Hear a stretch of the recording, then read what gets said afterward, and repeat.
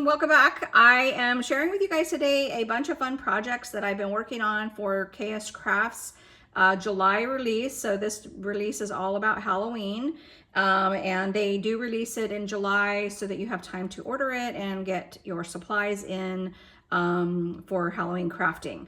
So yeah, and I decided this year I'm doing neon-oween. I don't even know if that's the right way to say it, but I wanted to do, instead of pastel-oween or traditional colors, I wanted to just do really, really bright, vivid kind of neon colors. And that was all inspired by the flowers here that I purchased from Lori at Creating for Fun. And I have some other fun flowers that I'm using, and if you want to see everything I'm using this year for Halloween, I have a previous video. It's going to go through, there's two videos. One goes through all of KSCraft's July Halloween dies that I received. I have a video on that, and then I have a video on just all the little goodies and doodads and papers that I'm going to use to do this neon type of Halloween crafting this year. So check those videos out. But yeah, to get started, what I made here is the Coffin Tag Pocket. It is a super fun die set, and I'm not going to go through the whole thing, but you basically get all of these pieces here. So you get your backing piece, layering pieces, and then your pockets here. But I do want to point out the pockets are gusseted. And what that allows you to do is kind of have this like V-shaped pockets, which allows you to stick like some chunky dies, or excuse me, chunky like embellishments and things. Now, if you don't do this quite so, like your embellishments quite so chunky like I have, you can get a lot more in here. Probably like 3 layers in each pocket, but I've got about 2 in mine just because my embellishments were just so chunky. But yeah, so fun. So let's kind of empty, actually I think I'm gonna empty this out so I can show you the actual coffin tag pocket first. So this is the actual pocket before you fill it. Isn't it like so stinking adorable? What I love about this, and I want to make one, and I will make one this year, is I'm going to do like several, just this piece here, just the tag part of it and not the pocket. So do several pages of that to put embellishments on, and then this would be the cover. And either that, or it's either going to be like a tag pocket, or I might bind it here like on the side so it kind of opens like that, like a book. But I think that would be a fun way to get lots and lots of embellishments if you wanted to gift an embellishment book to somebody. This is really, really cool. The pockets are nice and deep, but because my embellishments are so chunky, I mean, you can see that pretty much fills it up. I was only able to get like 2 in each pocket, and then there's a little bit of room for like tucking a few like goodies, so I did tuck some things, but yeah, because they're so chunky, you're only going to get a few things. But if you make your stuff a little bit thinner, you'll be able to get a lot more in there.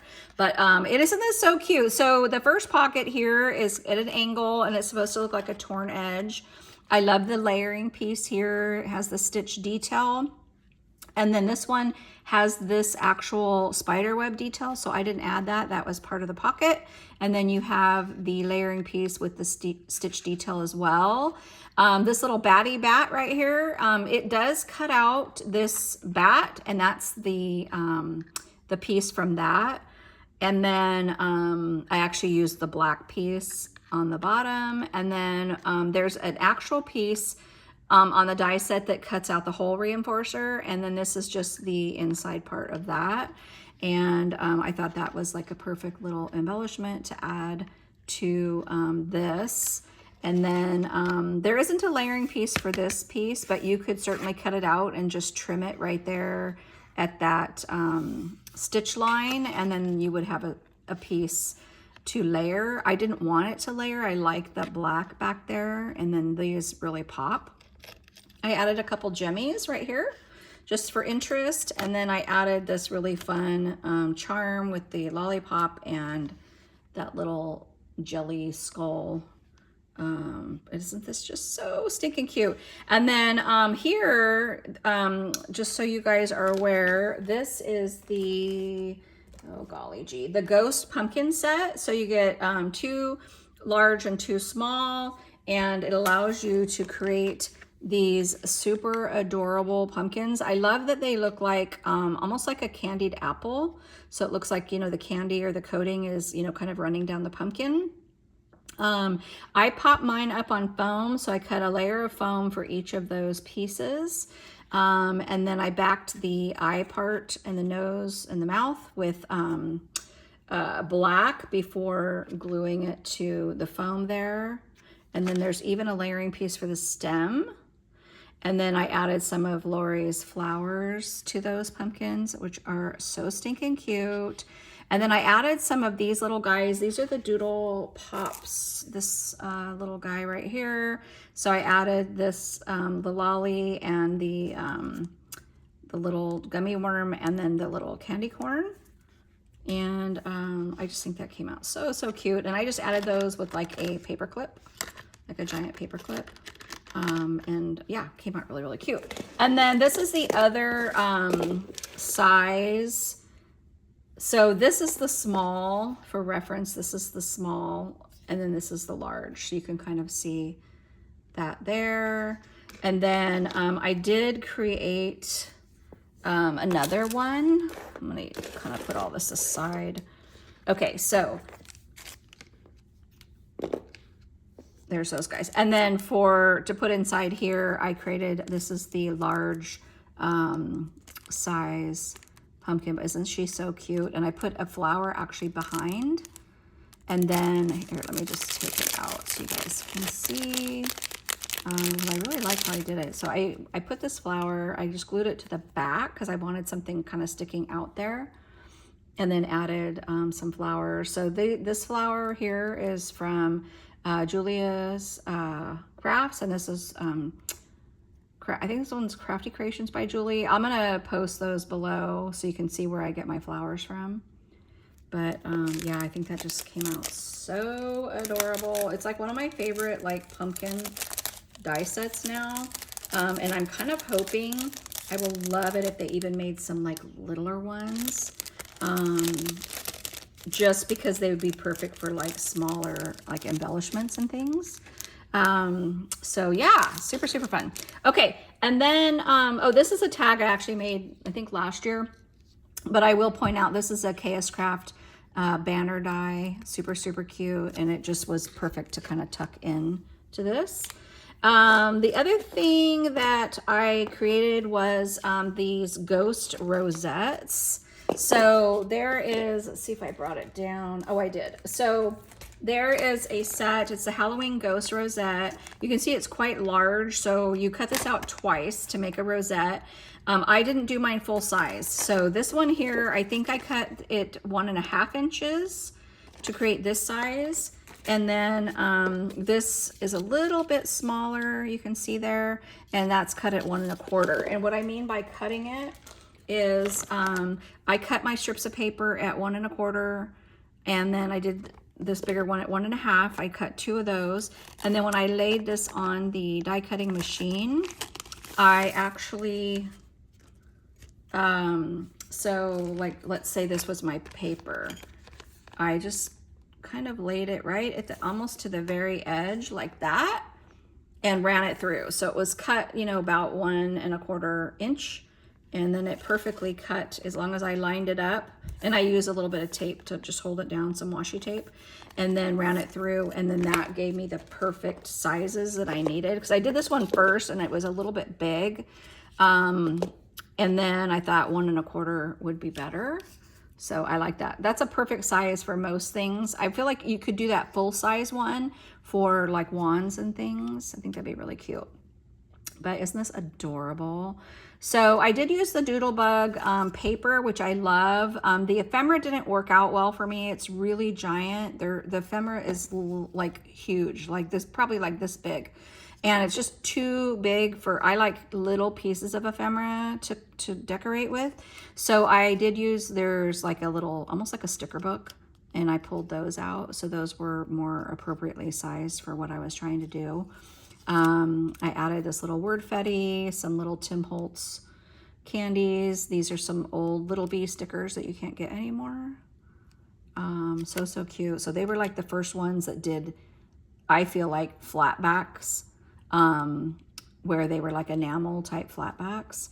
And yeah, but unfortunately all their stuff's gone. They're out of business. Oh, and then this piece here is from the Doodlebug, large ephemera pack. And, it worked perfectly on top of the rosette. But isn't this just so stinking cute, you guys? Like, I just want to show you this close up. Like, look at the little ghosties. And this cuts out really nicely. Like, I didn't have to sit there and pre-poke out like all the eyes and things. It cut out really, really well. So love, love, love that. And then, what else? Oh, I'll show you this one too. This one came out so stinking cute. I just love, so this was from the ephemera pack. It's like a sentiment ephemera pack, and it was like a little word bubble. It says trick or treat. I added some little stickers from that Doodlebug collection. I think the collection was from like a year or two ago.